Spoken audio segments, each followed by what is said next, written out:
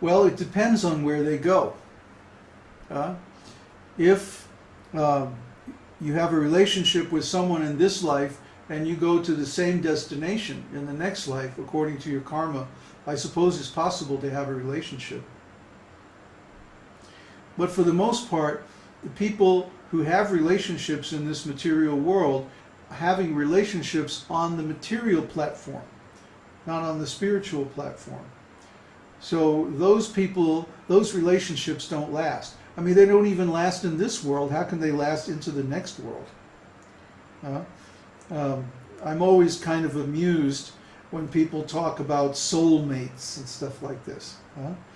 And then you ask, well, you know, what kind of relationship do you have? And it turns out it's just a material relationship based on sex or something like this. But a real soulmate would be like Vrishni and Sutapa, who are described in Srimad Bhagavatam. Vrishni and Sutapa, they both had the desire to become the mother and father of Krishna. And so their whole lives they performed devotional service with the aim of becoming Krishna's parents. And so in their next life, they were born as King Nanda and his mother, Yashoda, his wife Yashoda. And they became the mother and father of Krishna, Nanda and Yashoda. But in their previous life, they had worked together with the same spiritual aim. Therefore, their spiritual destiny was the same. In this world, this is very rare. Most people, they have different aims, different purposes, even spiritually. I don't know any of my god brothers, for example, who have the same kind of realization of Krishna that I do. So I'm probably not going to see them in the spiritual world, because they're going to be in a different part of the spiritual world. I'm going to be having my particular kind of relationship with Krishna, and they're going to be off having their relationship. In the spiritual world, our primary relationship is with Krishna, not with anybody else. Those relationships are there, but they're secondary, very secondary.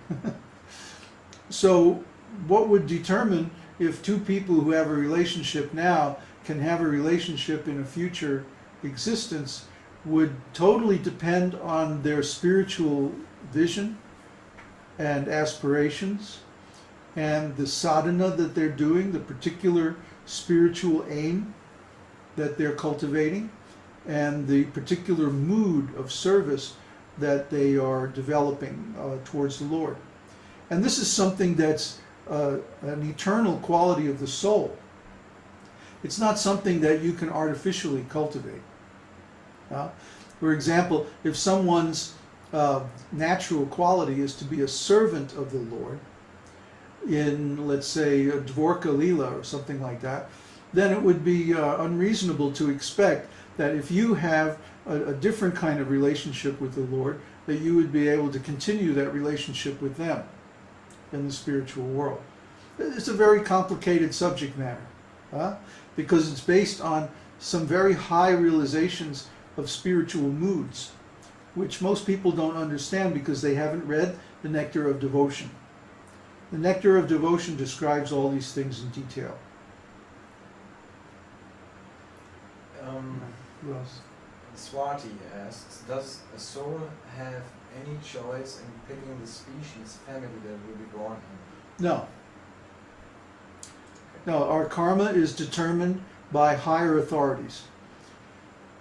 But of course, in the sense that we can change the activities that we're performing in this lifetime, in that way we have a choice. Like if someone is smoking and drinking and eating meat and taking drugs and having sex and all that, there's no way they can expect to have a human birth in the next life. No way. But if someone wants a human birth in the next life, at the very least, they have to be a religious person. And according to Vedic standards, that means no killing, no stealing, telling the truth, study the Vedas, performance of religious rituals. That's the minimum standard for a human life in the next birth. Everybody else is going to a hellish existence in the next life. You know, I'm sorry, I wish it wasn't that way, but that's the way it is. That's what the Vedas say, so we have to accept that. Okay, then Neville has a question. Babaji, you mentioned that the self-realized person does not need to take shelter of any scriptural practices. How do we then understand the behaviors of devotees like Dhruva Maharaj at the time after he completed his reign, when he was already self-realized, when he goes and asks for the blessings of rishis, etc.? He's showing the example. Just like Jesus Christ was born perfectly self-realized, pure devotee, Nitya Siddha, or Srila Prabhupada for that matter. Same example. He's born Nitya Siddha, fully self-realized. But still, he takes a guru, he performs sadhana, and he does all kinds of activities to show the proper example. Because that's the duty of a self-realized soul.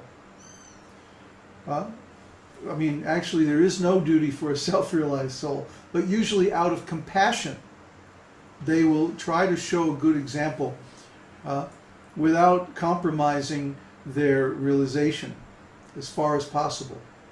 You see, for example, there's a discussion in the third adhyaya, third pada of Vedānta-sūtra, that when a soul becomes self-realized, is he obligated to perform Vedic rituals such as Varnashram Dharma or not? And the conclusion is that he's not obligated. Why?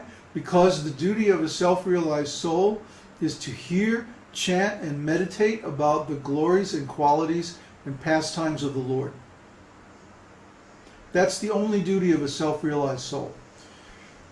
In other words, the actual platform of the Vaishnava is very, very exalted. It means that he has self-realization. He has actually seen the Lord face to face. That's the actual meaning of Brahmana. A Brahmana is someone who has actually seen the Lord face to face. And then his duty is to show a good example to others. But he doesn't have to. If he doesn't want to, he doesn't have to. But out of compassion, we see that usually they teach, or they preach, or they perform Vedic rituals, or write books, or do something to help the other spirit souls. But actually, that's not their duty. Their only duty is to glorify and contemplate the Supreme, according to their realization. That's why we often see that self-realized souls act very eccentrically. Like Vamsidas Babaji and people like that. They don't actually follow all the rules and regulations. Why? Because they already got the benefit of following the rules and regulations. Just like if I take a bath and clean myself very nicely, then I don't have to go back and take another bath. Why? Because I'm clean. Otherwise we'd be taking bath all the time, right? So if there's no necessity for purification, then why should someone spend all that time and energy performing rituals for purification? They're already pure. So the self-realized soul, their only duty is to glorify the Lord and contemplate and worship Him. And they can do that externally or internally. Usually they choose to do it internally. Why? It's simply easier. So then, what do they do externally? Well, they can do anything they like. That's according to Vedānta-sūtra. Another question by Neville. When Krishna says there is no diminution on the spiritual path, how do we understand the regression of the soul into lower species of life?